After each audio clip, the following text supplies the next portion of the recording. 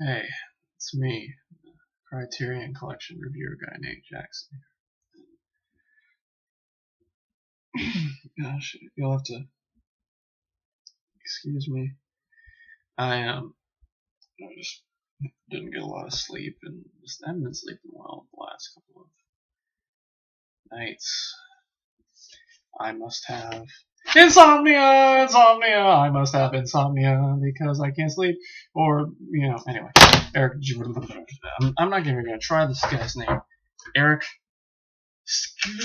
I tried it yesterday. Anyway, we're at number 47 now. We're finally at number 47, and yeah, this one's a trippy one. Is 97, 1997, so it's a pretty recent one. Another one of the most recent ones from the Criterion collection, like added in.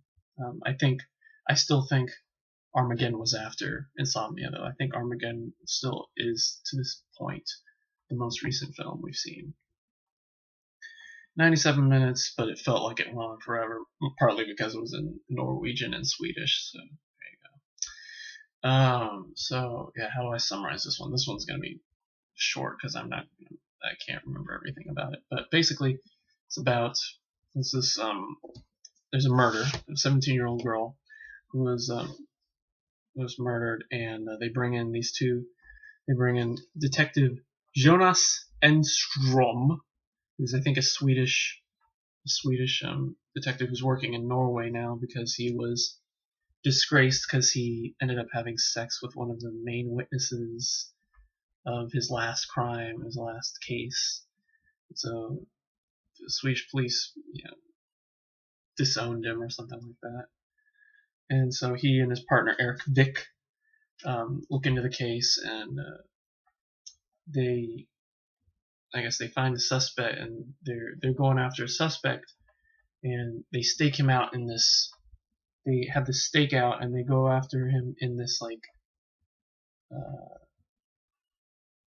shed, and he goes, and they go, and they use this map to try and trace their steps, and at one point Jonas fires, thinking that he's hit the suspect, but he's actually hit his partner, and after there's a mistake about which direction he should go, and it kills him, and at first he tells the truth about it, but then he gets really paranoid about things, and so he decides to mess with the crime scene. He decides to mess with the evidence so that he's not so that because everybody already believes that the suspect shot him.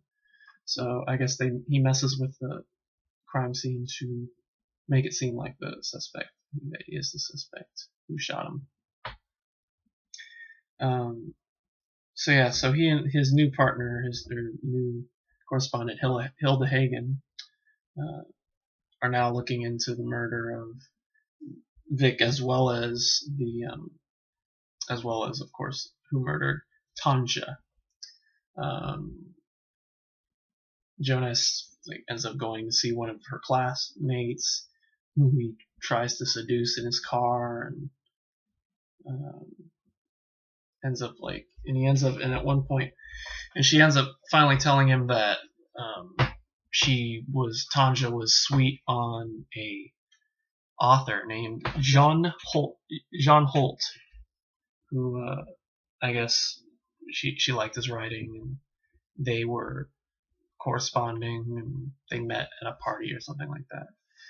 And so he goes to see him, and I guess John had seen Jonas's interview about the death of Eric Vick on the TV, and he could tell that I guess because he had actually seen Jonas shoot Vic, so he knows the truth, and he's prepared, I think, come forth and tell the truth that Jonas actually killed his own partner. But in order to help keep him under the sheets, under the covers, they decide to blame the killing on Tanja's boyfriend, or Froya's boyfriend or something like that. It's one of the boyfriends by planting a gun underneath his bed. And when they find out it's not his, then you know, Jonas realizes that they're just going to close in on John. In fact, they end up meeting him at his apartment, and he escapes. And shortly afterwards, John summons Jonas to an abandoned waterfront, and is prepared to shoot him at gunpoint. And eventually, he goes off and he escapes because Jonas kicks the gun out of his hand, and he escapes after almost kicking him to death. And he escapes, but as the pursuit goes on, he ends up falling underneath the floorboards. The floorboards comes loose, and he breaks his head and kills himself. And Jonas finally breaks into his apartment and finds Tanja's dress, which is like the main clue that seals the deal that John Holt killed her. And then at the end, it turns out that Hilda finds the shell of the gun that killed Vic, and she says that it's a Swedish model of a gun, and of course because Jonas is the only Swede, she obviously puts two and two together and realizes that he killed Vic, but rather than arrest him, she just gives him the shell and leaves, and he's free to go. And now the whole point of this, now while this is all happening, he isn't sleeping. He feels a terrible guilt from killing him. He ends up, having these bizarre dreams where Vic is sitting there with him, and a lot of this has to do with the fact that in Norway, there's this phenomenon called the midnight sun, where it's like during this certain part of the year, the sun shines, like the sun can be visible even at midnight. So, there's absolutely no period of darkness, and there's a hole in in Jonas's curtain that shines right in his eyes the entire time. So he more or less doesn't sleep. People keep telling him to sleep, but he doesn't. And so he has insomnia. So yeah, that's why it's called Insomnia, because this guy he's freaking out about his dead partner, and he wants to solve this case, and all the meanwhile, the midnight sun's just destroying him. So yeah, it's a trip. As far as the direction goes, as far as Eric Skålbygården goes, I mean, there's some great shots, of course, of toward the end where Jonas is looking for Holt after he tries to kick him to almost death. And yeah, there's just a lot of fast-paced editing that really defines Norwegian cinema. I mean, maybe not Ingmar Bergman or Swedish cinema. It's Norwegian, right? I don't. Screw it. No, it doesn't say. But yeah, there's a lot of it's just basically, it's driven. It's very dialogue driven. It's very action driven, and it's very psychological too. There's a lot of things that just Jonas's dreams about Vic. His conversations. He has conversations with Vic, and it's just there's a lot of that, and it definitely helps. It makes it quite a bit of a thriller. Maybe not as thrilling as I thought it would be. I thought it would be a little more darker as far as camera tone or light tones, because you'd think Insomnia, you'd think there would be total darkness. I don't know. And from the cover, it just looks like something that would define darkness. Then again, I guess if it were all darkness, it would just be totally black, But maybe the light of the cover represents the fact that there's no sleep for Jonas, and Enstrom. And that's all I got to say. So what do I give it? I give it a B minus. Mainly because it just wasn't as strong of a story. It wasn't as strong of a story as I thought it would be, and it wasn't as dark. Maybe I was expecting it to be a little more dark. I don't know.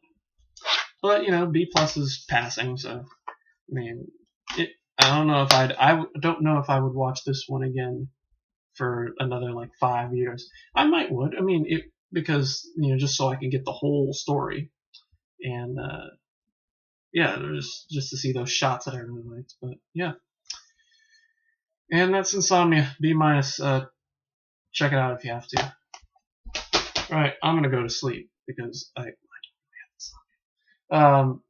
anyway, so that's it from me. Next is Black Orpheus. I don't know if it's coming in the library tomorrow. It should be here hopefully tomorrow or Thursday or Friday, but we'll definitely get to it probably Saturday or Sunday.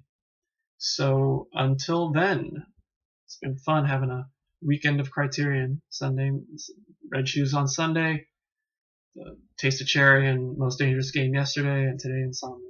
So we're getting close to the halfway point of 100. I'd say halfway point like we're like 300, 400, 450. That'd be near to the halfway point. Because they just announced the July issues. I guess they're releasing Riot in Cell Block 11, and they'll be releasing Hard Day's Night. That one I can't wait for Hard Day's Night, as well as I think they're reissuing Insomnia thing because it came up in like the July releases. I was like, why is Insomnia there? I'm just about to see this. How weird. Anyway, I'm done blathering on. So thanks for watching, and go get some sleep if you have insomnia, or try to sleep. Don't go to Norway because the midnight sun will kill you. And we will see you sometime later this week, or maybe this weekend, for Black Orpheus, and then Knights of Cabarini, and the ship sail on, and so on and so forth. So until then, yeah. Anyway, until then, goodbye.